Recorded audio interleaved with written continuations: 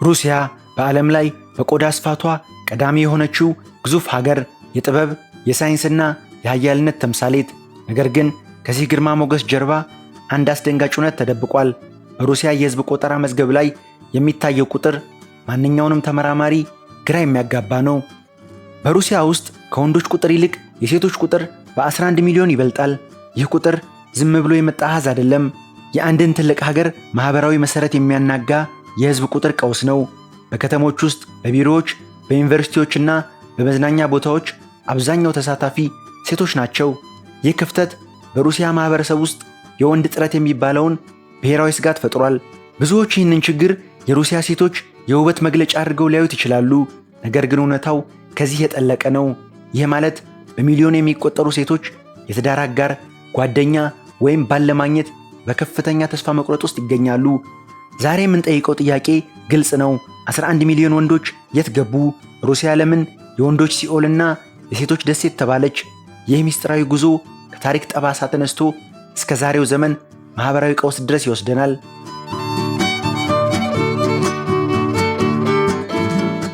ይህ ቀውስ ዛሬ ጀመረ አይደለም።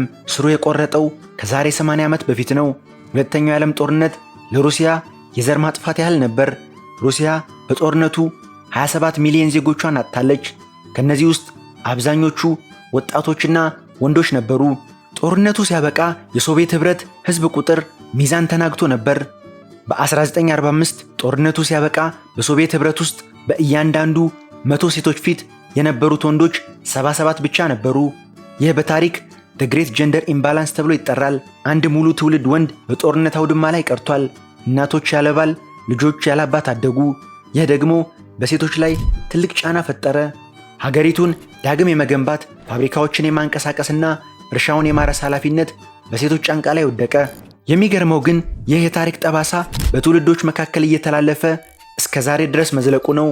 የሕዝብ ቁጥር ተመራማሪዎች እንደሚሉት በጦርነቱ ወቅት የተፈጠረው የወንዶች ክፍተት በየ30 ዓመቱ ራሱን እየደገመ የሀገሪቱን የልደት መጠን ዝቅ እንዲል አድርጎታል።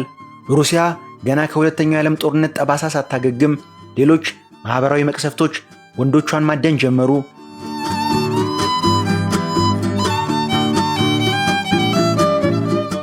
በሩሲያ ወንዶች መካከል ያለውን ሞት ስንመረምር አንድ አስደንጋጭ መረጃ እናገኛለን። በሩሲያ አንዲት ሴት በአማካኝ እስከ 78 ዓመት ትኖራለች።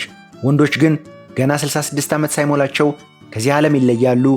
ይህ 12 ዓመት ልዩነት በዓለም ላይ ካሉ የዕድሜ ልዩነቶች ከፍተኛው ነው። ለዚህ ሞት ዋነኛው ምክንያት ቮድካ እንደሆነ በሰፊው ይታመናል።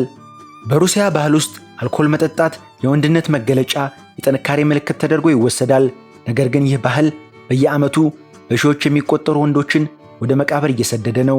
ከአልኮል ጋር በተያያዙ የልብ ህመሞች፣ የጉበት በሽታዎችና በመጠጥ ምክንያት በሚመጡ የመኪና አደጋዎች የሚሞቱት ወንዶች ቁጥር ሀገሪቱን ባዶ እያደረጋት ነው። በተለይ በ1990ዎቹ የሶቪየት ኅብረት ስትፈርስ የነበረው የኢኮኖሚ ቀውስ ብዙ ወንዶችን ወደ መጠጥና ራሳቸውን ወደ ማጥፋት ገፋፍቷቸዋል። ከአልኮል በተጨማሪ ሩሲያውያን ወንዶች ለጤናቸው ጥንቃቄ ማድረግ ባህላቸው ዝቅተኛ ነው። ወንድ ልጅ አያለቅስም፣ ወንድ ልጅ ሐኪም ጋር አይሄድም የሚለው የተሳሳተ የማህበረሰብ ግንባታ ብዙዎች በውስጥ ደዌ ህመም እያለቁ እንዲሄዱ አድርጓል። ብዙዎች ወንዶች በሽታቸው ሳይታወቅ ወይም መፍትሄ ሳይገኝለት በወጣትነታቸው ይቀጠፋሉ። ይህ ደግሞ በሀገሪቱ ላይ 11 ሚሊዮን ክፍተት እንዲፈጠር ካደረጉት ዋና ዋና ምክንያቶች አንዱ ነው።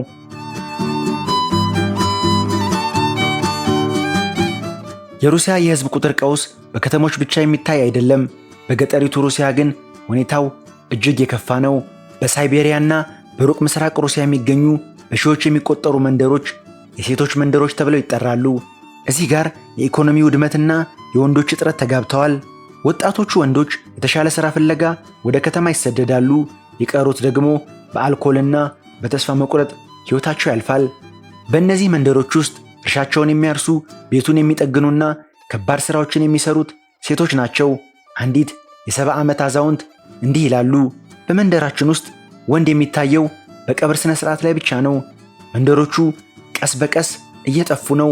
ወንድ የሌለበት መንደር ደግሞ ተተኪ ትውልድ የለውም።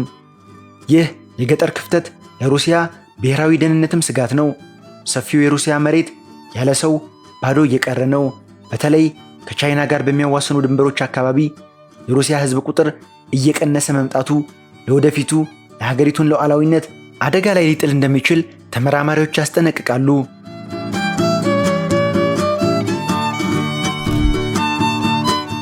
በሩሲያ ውስጥ የፍቅር ጓደኝነት ገበያ እጅግ ጨካኝ ነው። ወንዶች ጥቂት በመሆናቸው ሴቶች አንድን ወንድ ለመሳብ ከፍተኛ ፉክክር ውስጥ ይገባሉ። ሩሲያውያን ሴቶች ሁልጊዜም እጅግ ዘንጠውና ተውበው የሚታዩት ለዚህ ነው። ካልተዋብኩ ባል አላገኝም የሚለው ስጋት ከልጅነታቸው ጀምሮ አብሯቸው ያድጋል። ይህ የወንዶች እጥረት የሩሲያ ሴቶችን ወደ ሌላ አማራጭ መርቷቸዋል። የውጭ ሀገር ወንዶች፣ በአውሮፓና በአሜሪካ የሚገኙ ወንዶች ሩሲያውያን ሴቶች ታማኝና ቆንጆ አድርገው ስለሚቆጥሯቸው ፍላጎታቸው ከፍተኛ ነው። በየዓመቱ በ10 ሺዎች የሚቆጠሩ ሴቶች በኢንተርኔት የትዳር ወኪሎች አማካኝነት ሀገራቸውን ጥለው ይሄዳሉ። ይህ ደግሞ ለሀገሪቱ ሌላው ትልቅ ኪሳራ ነው። ሀገሪቱ ቆንጆና የተማሩ ሴቶቿን ለውጭ ሀገር አሳልፋ እየሰጠች ነው። ይህም የውበት ፍልሰት ተብሎ ይጠራል። በሀገር ውስጥ የቀሩት ወንዶች ደግሞ ቁጥራቸው አነስተኛ በመሆኑ ለሴቶች ያላቸው ክብርና ኃላፊነት እየቀነሰ መጥቷል። እኔ ባልኖር ሌላ አታገኝም የሚለው አስተሳሰብ ወንዶችን ኃላፊነት የማይወስዱና በሴቶች ላይ የሚቀልዱ እንዲሆኑ አድርጓቸዋል።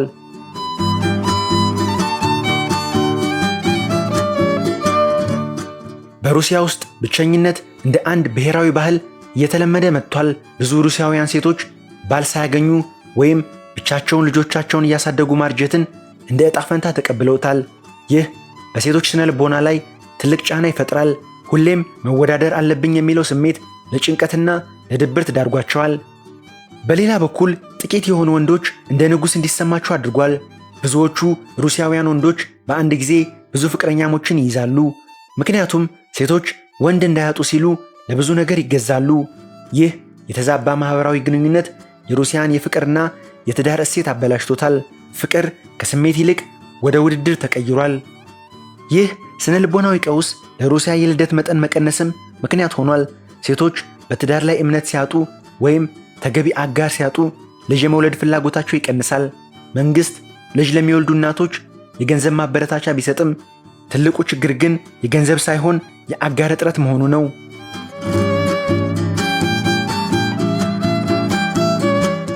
አሁን ደግሞ ትልቁ መቅሰፍት መጥቷል። የካቲት 2022 የጀመረው የዩክሬን ጦርነት። ይህ ጦርነት ሩሲያ ላለፉት 80 ዓመታት ስትገነባው የነበረውን የህዝብ ቁጥር ሚዛን በአንድ ጀንበር ያናጋ ነው። ጦርነቱ ሲጀመር መንግስት የክተት ንቅናቄ ሲያውጅ በመቶ ሺዎች የሚቆጠሩ ወጣቶች ሀገሪቱን ጥለው ተሰደዱ። እነዚህ ተሰዳጆች የሀገሪቱ የኢኮኖሚ ሞተርና የነገዎቹ ተስፋዎች ነበሩ። በጦርነቱ አውድማ የሚሞቱት ወጣቶች ደግሞ ሌላው አሳዛኝ የታሪክ ክስተት ነው። በአንድ ግምት መሰረት በጦርነትና በስደት ምክንያት ሩሲያ ከ1 ሚሊዮን በላይ ንቁ ወጣቶችን አጥታለች። ይህ ማለት ቀደም ሲል የነበረው የ11 ሚሊዮን የሴቶች ብልጫ አሁን ይበልጥ እያደገ ነው ማለት ነው። ጦርነቱ ሲያበቃ የሩሲያ ማህበረሰብ ምን ሊመስል ይችላል? በሚሊዮን የሚቆጠሩ ሴቶች ዳግም የብቸኝነትን ጽዋ ለመጎንጨት ተገደዋል። ሀገሪቱ ወንዶቿን ለጦርነት እየላከች ነው። ሴቶቿ ግን ለዘላለማዊ ብቸኝነትና ሐዘን እየዳረገች ነው። ይህ የሩሲያ ጥቁር የታሪክ ምዕራፍ ዳግም እየተጻፈ ነው።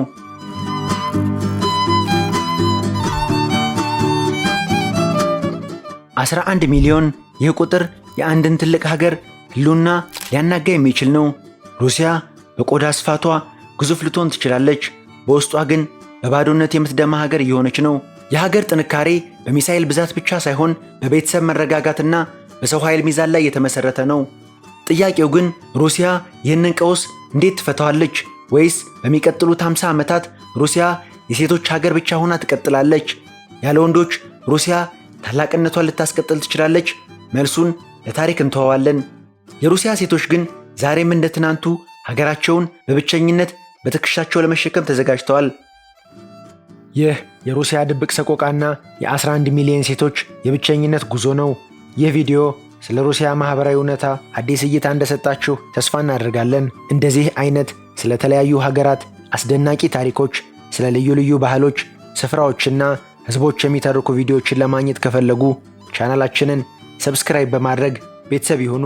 በቀጣይ የትኛውን ሀገር ወይም ማህበረሰብ ያልተሰማ ታሪክ እንድናስቃኛችሁ ትፈልጋላችሁ? ሐሳባችሁን በኮሜንት አጋሩን። በሚቀጥለው ቪዲዮ እስከምንገናኝ ሰላም ቆዩልን።